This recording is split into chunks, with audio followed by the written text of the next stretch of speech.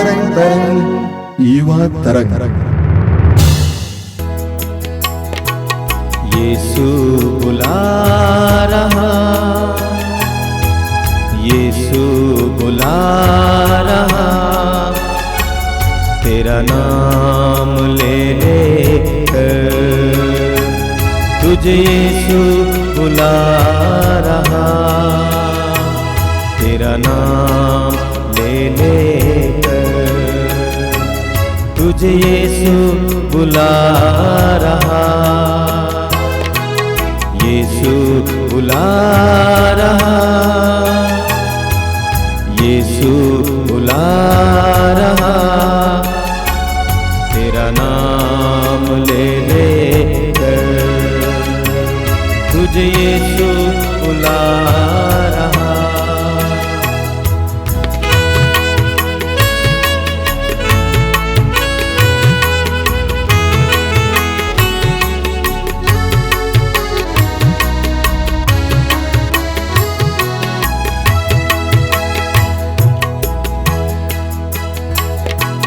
क्या पाएगा तू जीत कर इस दुनिया को, क्या लाभ होगा होकर आत्मा को, क्या पाएगा तू जीत कर इस दुनिया को, क्या लाभ होगा खोकर आत्मा को। तू आजा यीशु के पास, तुझे यीशु बुला रहा, यीशु बुला रहा, यीशु बुला रहा, तेरा नाम ले लेकर यीशु बुला रहा। मेरे प्रिय युवा भाई बहनों, मैं आप सभी का हार्दिक स्वागत करता हूं इस युवा तरंग में। जैसा कि बार बार मैं आपसे कहता हूं कि युवा तरंग आपका है, आपके लिए बना कार्यक्रम है। अनुरोध करूंगा कि इसको फॉलो करना। मैं प्रभु को धन्यवाद देता हूं कि इन दिनों अलग अलग लोगों के साक्ष्य और उनके द्वारा वचन आपको सुनने को मिल रहे हैं। प्रभु को धन्यवाद दीजिए। आजकल मैं देखता हूं कि कुछ हमारे युवा भटक रहे हैं क्योंकि वे प्रभु के मार्ग से भटक गए हैं, प्रभु के पवित्र वचनों को सुनते नहीं हैं। हम जब तक प्रभु के वचनों को सुनेंगे तब तक हम प्रभु के मार्ग पर चलेंगे, हम भटकेंगे नहीं। जब तक हम प्रभु के मार्ग पर चलेंगे हम प्रकाश में चलेंगे। प्रभु यीशु ने स्वयं कहा है, संसार की ज्योति मैं हूं, जो मेरा अनुसरण करता है वह कभी अंधकार में भटकता नहीं रहेगा, उससे जीवन की ज्योति प्राप्त होगी। मैं आप सभी से अनुरोध करूंगा, इस कार्यक्रम के साथ जुड़े रहिए, पवित्र वचन पढ़िए, प्रार्थना में कमजोरी ना हो, कमी ना हो, ताकि आपका जीवन प्रकाशमय हो, आप प्रकाश में जीवन जी सके। Praise the Lord, hallelujah, hallelujah, प्रभु की स्तुति हो। सबों को जय यीशु। मेरे प्यारे युवा साथियों, आइए आज हम मनन चिंतन करें प्रार्थना के विषय में। जैसे मार्कुस रचित सुसमाचार अध्याय 14 पद संख्या 38 में प्रभु का वचन कहता है, जागते रहो, प्रार्थना करते रहो, जिससे कि तुम परीक्षा में ना पड़ो। प्यारे मित्रों, प्यारे युवा साथियों, आज बहुत सारे लोग प्रार्थना में जीवन बिताना नहीं चाहते। संसार के तौर तरीके, संसार की बातें इतने उन्हें उलझा देते हैं कि वे प्रार्थना करना नहीं चाहते। माता पिता आज रोते हैं कि वे चर्च नहीं जाते, प्रार्थना नहीं करते। बच्चे रोते हैं क्योंकि उन्हें जॉब नहीं है। युवक युवतियों को जीवन साथी नहीं मिलते हैं, जीवन में असफलता है, नौकरी में तरक्की नहीं है और बहुत सारी बातों से बच्चे उलझे हुए हैं। युवक युवतियां परेशान हैं लेकिन वे सच्चा रास्ता नहीं जानते जो प्रार्थना से आता है, प्रभु की भक्ति से आता है, प्रभु की श्रद्धा से आता है। और जब वे प्रार्थना के जीवन को अपने जीवन में धारण करेंगे और प्रभु की खोज करेंगे, प्रभु उन्हें आशीषित करेंगे। हम अपने प्रभु यीशु के जीवन से ही देखें प्यारे भाई और बहनों कि किस प्रकार प्रभु यीशु अपने जीवन में प्रार्थना में जीवन बिताते थे। हम देखते हैं मार्कुस रचित सुसमाचार अध्याय 1 पद संख्या 35 में वचन कहता है, दूसरे दिन ईसा बहुत सवेरे उठकर घर से निकले और किसी एकांत स्थान जाकर प्रार्थना करते हैं। देखिए, हमारे प्रभु यीशु गुरुवर प्रभु होते हुए भी सुबह सवेरे भोर में प्रार्थना करने निकले, ईश्वर की खोज में निकले, ताकि ईश्वर का मार्गदर्शन, आत्मा का सामर्थ्य प्रभु यीशु को मिले। और हम देखते हैं लूकस रचित सुसमाचार अध्याय 6 पद संख्या 12 से 13 वचन कहता है, उन दिनों ईसा प्रार्थना करने एक पहाड़ी पर चढ़े और वे रात भर ईश्वर की प्रार्थना में लीन रहे। रात भर प्रभु यीशु प्रार्थना में लीन रहते हैं। और इस प्रकार बहुत सारी बातों को हम बाइबल में पढ़ते हैं जहाँ पे प्रभु यीशु प्रार्थना करते हैं। जब भी प्रभु यीशु को कुछ विशेष कार्य करना रहता है, चंगाइयाँ करनी रहती है, प्रभु ईश्वर की खोज में सुबह सवेरे और देर रात ईश्वर के साथ समय बिताते हैं। तो हमें अपने प्रभु यीशु से, अपने गुरुवर से कितना सीखने की आवश्यकता है कि हमें अपने दैनिक जीवन में प्रार्थना करना है। प्यारे मित्रों, मैं अपने जीवन की एक छोटी सी गवाही दूंगी। जब मैं स्कूल में थी और मेरे घर में एक घटना घटी। मेरे पिताजी को कुछ लोग धमकी भरे फ़ोन कॉल्स करते थे और उन्हें डराते थे कि हम तुम्हें जेल में भेज देंगे। इस प्रकार मेरे पिताजी बहुत भयभीत थे, डरे हुए थे, चिंता में थे और डिप्रेशन में डूब रहे थे।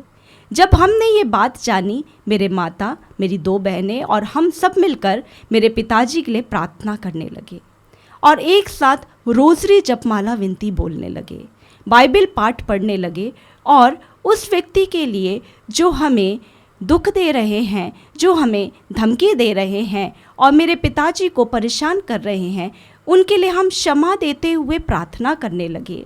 हे पिता, उन्हें क्षमा कर, क्योंकि वे नहीं जानते कि वे क्या कर रहे हैं।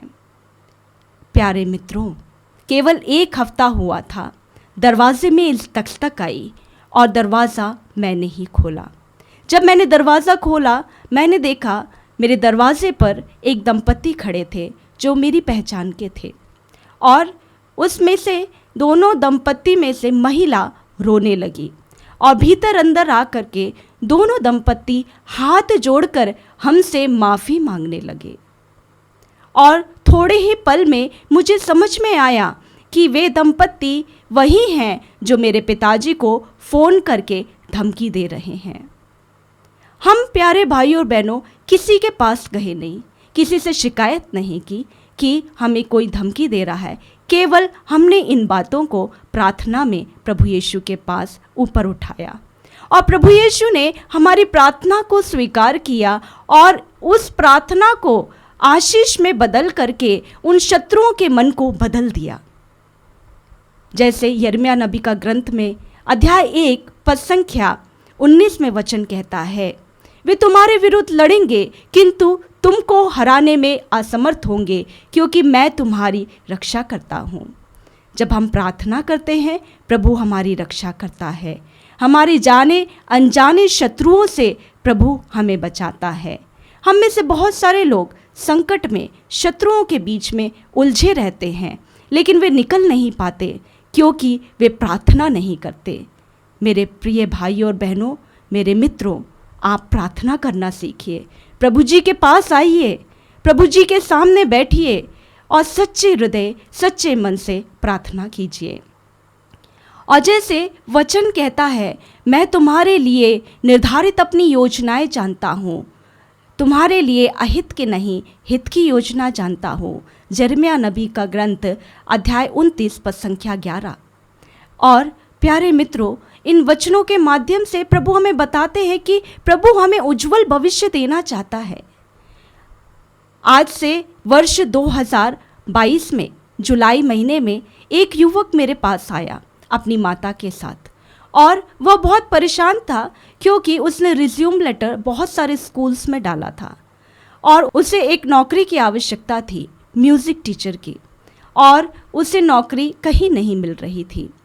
और इस प्रकार मैंने उस भाई को आश्वासन दिया, प्रभु के लिए सब कुछ संभव है, हम प्रार्थना करेंगे। और मैंने उस भाई को बोला, मेरे साथ प्रार्थना करने के साथ आपको भी प्रार्थना करना है, और कुछ वचनों को आप सुबह, दोपहर और शाम को दोहराइए। जैसे हम दवाइयों को खाते हैं, भोजन को खाते हैं, आप इन वचनों को दोहराइए। और मैंने उस युवक को मत्ती 6:33 दिया, तुम सबसे पहले ईश्वर के राज्य और उसकी धार्मिकता की खोज में लगे रहो, बाकी सब चीज़ें तुम्हें यूं ही मिल जाएंगी। और वह बेटा बड़े विश्वास के साथ इन वचनों को सुबह, दोपहर, शाम को दोहराने लगा, विश्वास में बढ़ने लगा, यहाँ तक कि उस बेटे ने इन वचनों को 1000 बार अपनी कॉपी में लिखा।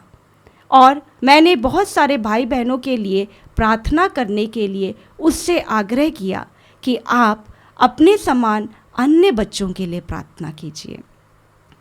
ठीक 9 महीने के बाद, प्यारे मित्रों, ठीक 9 महीने के बाद ये बेटा फ़ोन करता है, सिस्टर जी मुझे एक अच्छे मिशन स्कूल में म्यूज़िक टीचर का जॉब मिल गया है। प्रेज़ द लॉर्ड, हालेलुया, प्रभु को धन्यवाद। प्यारे मित्रों, जब हम प्रभु से प्रार्थना करते हैं, प्रभु के पास अपनी समस्या को बताते हैं, प्रभु उन प्रार्थनाओं को आशीषित करते हैं। हमारी प्रार्थनाओं में कुछ बिंदुओं का होना बहुत आवश्यक है। प्यारे मित्रों, जब आप प्रार्थना करते हैं, आप एकाग्र मन से प्रार्थना करने के लिए यीशु की संगति में जुड़ जाएं, एक हृदय होकर के यीशु की संगति में जुड़ जाएं, सच्चे मन से प्रार्थना करें और नम्र, विनीत और दीनहीन बनकर प्रभु से प्रार्थना करें। क्योंकि वचन कहता है, श्रोत ग्रंथ अध्याय 34 पद संख्या 7, दीनहीन ने प्रभु की दुहाई दी, प्रभु ने उसकी सुनी और उसे हर प्रकार के संकट से बचाया। इसलिए प्यारे मित्रों, हम अपने आप को दीन बनाते हुए प्रभु के सामने प्रार्थनाओं को प्रकट करें। एक और साक्षी देकर मैं अपने शब्दों को विराम दूंगी। मेरी अपनी ही धर्म बहन सिस्टर अपनी साक्षी में बताती है, जब वह छोटी थी वो बहुत बीमार थी और वो कहती है कि उसकी अवस्था मरने को हो गई। उसे एक ऐसा रोग हो गया कि उसका सारा शरीर सूखता जा रहा था। और इस प्रकार एक समय ऐसा आया कि सारे लोग सोचने लगे कि ये बेटी मर गई है और उसके शरीर में जीवन नहीं रहा। सब डर गए और यह खबर उसके पिताजी को मिली। उसके पिताजी घर से दूर गांव में कहीं थे और वे दौड़ते हुए गए।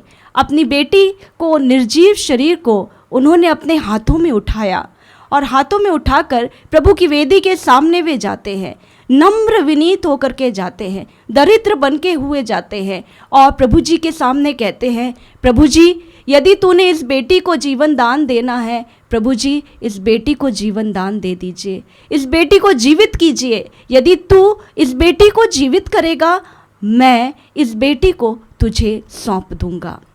और यह सच्चे हृदय की प्रार्थना, नम्र और दीन हृदय की प्रार्थना करते हुए जब वो पिताजी अपनी बेटी को, छोटी और नन्ही सी बेटी को अपने गोद में प्रार्थना करके नीचे ज़मीन पे रखता है, प्रभु का चमत्कार होता है। वो बेटी के हाथ, वो बेटी के पैर धीरे धीरे हिलने लगते हैं, उसमें जीवन आ जाता है और प्रभु यीशु उस बेटी को जीवन देता है। Praise the Lord, hallelujah, hallelujah. जी हाँ प्यारे मित्रों, प्यारे भाई और बहनों, हमारे पास चाहे कितनी भी बड़ी समस्या, कितनी भी बड़ी उलझन, कितने भी बड़े बात क्यों ना हो, आप प्रभु के पास जाएं, प्रार्थना में समय बिताएं। आपकी बड़ी से बड़ी समस्या प्रभु जी निवारण करेंगे। आपकी बड़ी से बड़ी समस्या को प्रभु यीशु सुलझा देंगे। आप प्रार्थना करें। आइए हम प्रार्थना करें। हे प्यारे प्रभु यीशु, मैं विशेष रूप से आज संसार के उन सारे युवक युवतियों के लिए, उन सारे लोगों के लिए प्रार्थना करती हूँ जो अपने जीवन में परेशान हैं, जो अपने जीवन में संकट में हैं, उलझन में हैं, लेकिन वे नहीं समझ पा रहे कि वे क्या करें। प्रभु, उन्हें प्रार्थना करने के लिए अनुग्रह देना, उन्हें प्रार्थना करने के लिए कृपा देना, उन्हें प्रार्थना करने के लिए विश्वास देना। हे प्यारे यीशु, उन सारे भाई बहनों को आपके हाथों में मैं आपके पवित्र नाम में सौंप देती हूँ। आमीन। आइए हम प्रार्थना करें। प्रभु यीशु, धन्यवाद देता हूँ इस समय के लिए, धन्यवाद देता हूँ तेरे पवित्र वचनों के लिए, धन्यवाद देता हूँ इस समय मेरे छोटे भाई बहनों के लिए। मैं प्रार्थना करता हूँ एक एक छोटे भाई बहन के लिए, एक एक बेटे बेटी के लिए। उनका जीवन कितना कठिन है तू जानता है, उनको कितने प्रलोभनों से जूझना पड़ता है तू जानता है यीशु।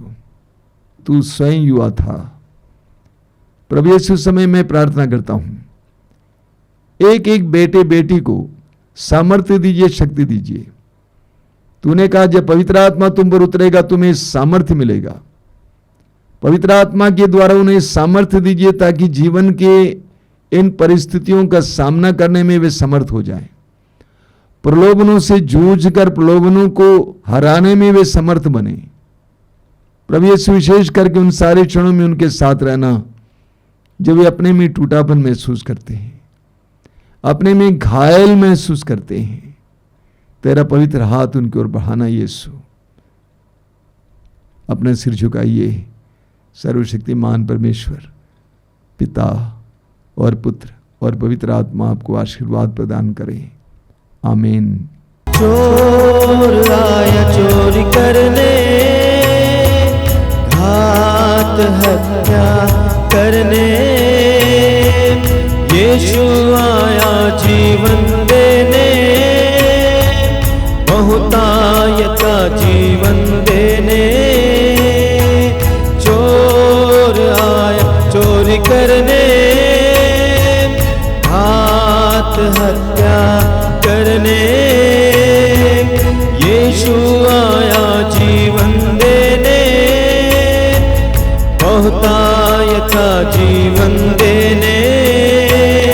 तू आजा यीशु के पास, यीशु बुला रहा।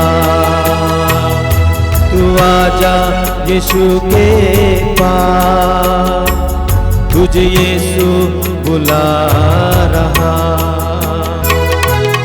यीशु बुला रहा, यीशु बुला रहा। तेरा नाम ले लेकर तुझे यीशु बुला रहा। यीशु बुला रहा, यीशु बुला रहा।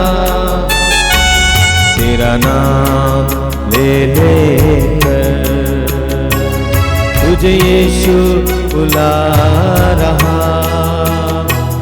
तेरा नाम ले लेकर तुझे यीशु बुला